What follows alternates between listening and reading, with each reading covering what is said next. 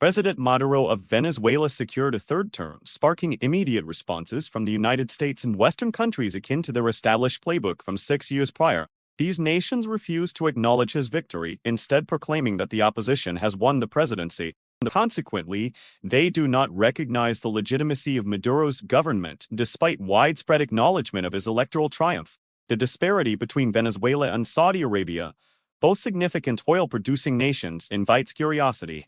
While Saudi Arabia enjoys a lavish lifestyle, Venezuela faces considerable hardships. The question arises, given their shared reliance on oil, why does one prosper while the other struggles? Venezuela holds the distinction of possessing the world's largest oil reserves, despite its relatively large territory of nearly 1 square kilometers and a population of over 20 million. This abundant resource once underpinned a prosperous era for Venezuela. Recent years have seen a decline in its fortunes. Saudi Arabia, Venezuela, and Russia share an economic structure heavily dependent on oil. They're essentially eating resources bestowed by nature, oil being the sole resource beneath their lands. When Saudi Arabia was founded, it was primarily a desert with scarce resources, but it was fortunate enough to discover oil, transforming its economy overnight. Today, Saudi Arabia is often associated with opulence. These countries' economies thrive when global oil prices are high, masking domestic issues. For instance, when oil prices reached over $180 per barrel approximately a decade ago, this phenomenon became evident. Currently, oil prices hover around $70 per barrel. During periods of low oil prices, such as when they plummeted to around $40 per barrel, these nations faced economic challenge. The impact varies among countries. Saudi Arabia, with its exceptionally low oil extraction costs, remains profitable at any price level, albeit with varying margins.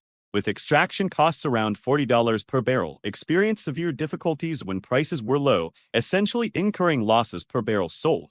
Yet Russia's status as a large country, coupled with diversified economies through food trade and arms sales and substantial wealth accumulated during high oil prices, allowed it to navigate through economic downturns. As international oil prices rise again to around $80 per barrel, Russia can now earn profits per barrel sold, resolving its financial issues. Venezuela stands out as one of the most challenging cases in the oil industry due to its exceptionally high extraction cost compared to Russia. When global oil prices soar, Venezuela benefits from the lucrative market, but a downturn leaves it in dire straits. The country's crude oil, known for being heavy and requiring complex refining processes, presents a significant challenge.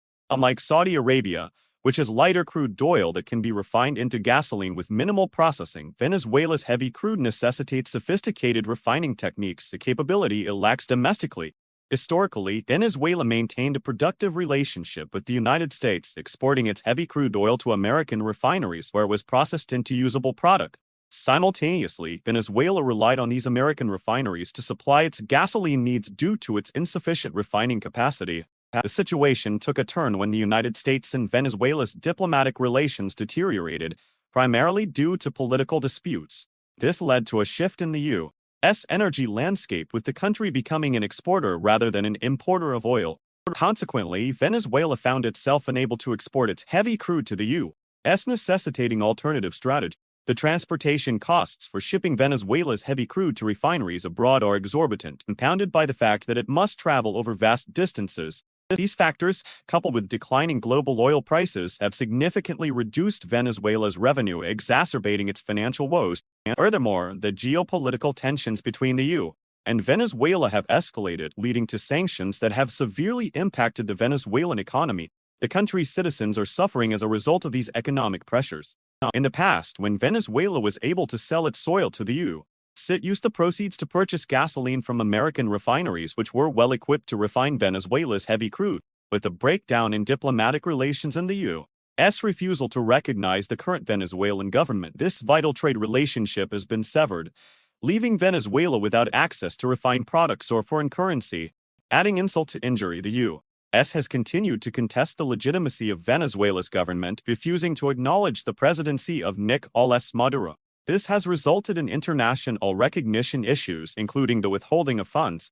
A notable example is the case involving Venezuela's gold reserves, which were held in a British bank. When Venezuela sought to access these funds to alleviate its financial crisis, the British bank refused, citing the U.S. stance that the gold belonged to the Venezuelan government but not to the Maduro administration. This unilateral action by the U.S. has hindered Venezuela's ability to secure critical financial resources, further complicating its economic situation. In summary, Venezuela, despite its abundant oil reserves, faces numerous challenges that have significantly eroded its economic stability and quality of life for its citizens. The combination of high extraction costs, inadequate refining infrastructure, geopolitical tensions, and international sanctions has left Venezuela struggling to meet its energy needs and maintain economic solvency. The country's plight underscores the complexities of managing a resource-rich economy in a volatile geopolitical environment.